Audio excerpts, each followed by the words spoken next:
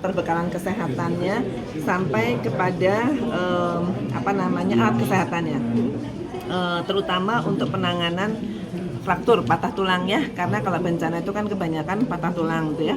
Kita bikin kamar operasi di rumah sakit darurat itu sudah full dan sudah menjalankan operasi, aku lupa ya, sudah lebih dari 10 operasi untuk fraktur, termasuk juga ibu-ibu melahirkan.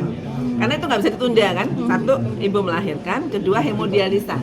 Hemodialisa juga nggak boleh berhenti. Kalau berhenti nanti pasiennya, mohon maaf ya, akan jadi parah dan kematian nanti ya. Jadi kita nggak berhenti, semua kita udah jalankan.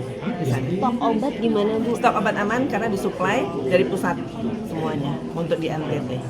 Dan kita bekerja sama dengan TNI AU untuk mengangkut perbekalan kesehatan mulai dari obat, alat kesehatan sampai tadi malam kita mengirim X-ray karena di patah tulang itu juga kan perlu ya difoto untuk X-ray-nya. Itu sudah ada di sana semua. Mungkin tantangan lain apa Bu? Tantangan lainnya terutama adalah biasanya air ya, kalau bencana air bersih, kemudian toilet ya, kemudian sinyal komunikasi. Tapi sudah ada kita bagikan Starlink dengan beberapa kerjasama dengan Komdigi juga untuk supaya sambungan internet di sana berjalan. Karena kalau enggak kan nggak ada komunikasi, kasihan juga gitu kan. Gimana mau minta obat dan sebagainya nggak bisa kalau nggak ada komunikasi. Air bersih itu dan ambulans udah kita juga perbaiki dan beberapa donasi dari TMI. Kemudian juga untuk puskesmas kita buka tenda-tenda puskesmas khususnya untuk daerah yang sangat besar dampaknya bencana seperti Nagekeo dan sebagainya, itu sangat besar dampaknya. Dan mereka belum berani kerja di dalam puskesmas atau pelayanan di dalam puskesmas karena ada gempa susulan. Gitu ya. Iya Bu, karhutla utamanya adalah ISPA sama masker ya, infeksi pernapasan atas. Itu juga kita sudah punya tim krisis, pusat krisis yang siap dengan segera, seperti kemarin di NTT, dengan segera kita membangun rumah sakit. Rumah sakitnya kayak tenda balon gitu. Itu sama ada OK-nya juga di situ, kamar operasinya juga rumah sakit. Kasus Spanya berapa Bu? Naik? Kalau itu data aku belum ada data. Oke ya. Kita sudah melakukan pemeriksaan terhadap ahli yang kedua dari pihak termohon 1 maupun termohon 2. Ada beberapa hal yang bisa nanti ditanyakan langsung kepada ahli kami terkait dengan apa yang kita upayakan untuk menjawab ataupun membantah dalil-dalil yang disampaikan oleh pihak pemohon. Pada saat pembuktian penyerahan bukti dokumen di pra-peradilan, apakah dari Polri sudah menyertakan juga surat izin penggeledahan dari pengadilan itu Pak? Sudah. Surat izin pengadilan sudah ada. Ada 2 penetapan pengadilan, baik dari Jakarta Selatan maupun dari Cibinong, Pengadilan Negeri Cibinong. Dan itu sudah kami serahkan kepada hakim. Nah, yang terkait klaim bahwa penggeledahan itu justru ada di luar wilayah kewenangan dari Polda Metro Jaya, tanggapan dari Polri sendiri seperti apa? Kaitan dengan penggeledahan di luar wilayah kewenangan itu sah-sah saja, karena aset ataupun benda barang yang berhubungan dengan tindak pidana itu ada di luar yurisdiksi kewenangan wilayah. Jadi syaratnya adalah sistem kepolisian kita itu adalah sistem negara kesatuan. Polisi Republik Indonesia itu kewenangannya di seluruh wilayah Indonesia. Pembagian wilayah hukum itu hanya sifatnya pembagian beban tugas.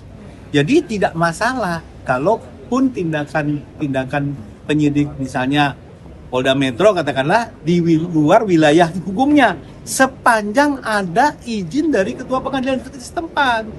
Jadi seluruh problem berkenaan dengan kewenangan itu sudah di take over oleh pengadilan negeri dengan memberi persetujuan atau memberi izin. Sehingga tidak ada lagi persoalan ini wilayah hukum Polda Metro atau bukan. Selagi sudah diizinkan oleh ketua pengadilan atau disetujui tindakannya ketua pengadilan, maka tidak ada lagi hal yang bisa dipersoalkan secara pra-peradilan. Karena jelas dalam penjelasan 158, semua tindakan upaya paksa yang diizinkan oleh pengadilan tidak menjadi objek pra-peradilan lagi. Jadi saya kira sekarang tinggal dilihat saja, benarkah telah ada izin dari misalnya pengadilan negeri Cibinong sehubungan dengan penggeledahan sebuah rumah yang ada di wilayah hukumnya. Kalau ada masalah-masalah yang berhubungan dengan administratif terkait dengan kewenangan penyidik Polda Metro misalnya terhadap hal itu tidak lagi relevan dibicarakan karena sudah di take over oleh Pengadilan Negeri Cibinong dengan pemberian izin tersebut. Tadi saya menjelaskan sebenarnya lebih banyak pada aspek filosofis dari proses pemeriksaan pra peradilan karena seperti itu yang telah berubah secara signifikan sehubungan dengan berlakunya KUHP yang baru, terutama berkenaan dengan penetapan tersangka ya, karena penetapan tersangka berdasarkan KUHP yang baru harus didasarkan pada 2 alat bukti, dan apa yang dimaksud dengan alat bukti itu sudah sangat berkembang, sangat berubah. Dulu cuma 3 alat bukti yang bisa digunakan dalam penyidikan oleh penyidik untuk menetapkan tersangka, sekarang ada 8 tersedia. Dan sistem pembuktian kita juga sudah berubah. Nah, sistem pembuktian kita sebenarnya lebih banyak pada sistem pembuktian berdasarkan keyakinan hakim, berdasarkan alasan yang logis. Jadi sebenarnya dalam pengujian pra peradilan yang dicari oleh hakim apakah penetapan tersangka ini dan tindakan-tindakan lain yang dilakukan atas dasar penegakan hukum ini ada dasar-dasar yang cukup logis untuk dilakukan. Ya dalam kasus ini sebenarnya yang paling logis untuk dijadikan bahan pertimbangan adalah tentang adanya barang bukti yang luar biasa banyak tentang dugaan tindak pidana pencucian uang dan tindak pidana asalnya, katakanlah begitu. Nah ini yang seharusnya menjadikan dasar apakah kemudian penyidik secara logis telah melaksanakan tugasnya dengan benar atau tidak menetapkan tersangka dengan barang bukti yang segitu banyak.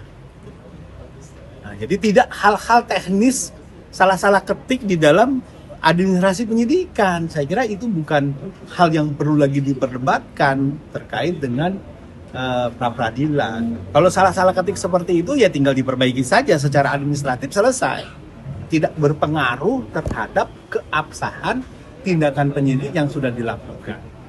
Jadi itu secara umum yang saya sampaikan dalam persidangan tadi, bahwa mestinya tidak terjebak pada persoalan-persoalan administratif yang teknis, tapi secara substansial mengenai perkara ini, apakah telah ada alat bukti yang cukup, apakah ada telah dasar yang kuat bagi penyidik untuk menetapkan seseorang sebagai tersangka, dan juga tindakan-tindakan lain seperti penggeledahan, penyitaan, dan seterusnya.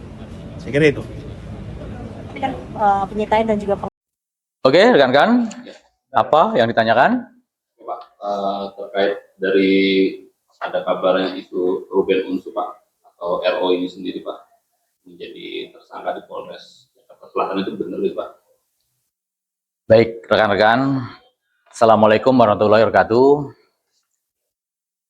Saya sampaikan pada rekan-rekan sekalian bahwa benar Polres Metro Jakarta Selatan, Satreskrim, saat ini sedang menangani perkara dugaan tindak pidana penipuan dan atau penggelapan. Berdasarkan laporan polisi nomor 310 8 Romawi 2025 SPKT Polres Jakarta Selatan tanggalnya 22 Agustus 2025.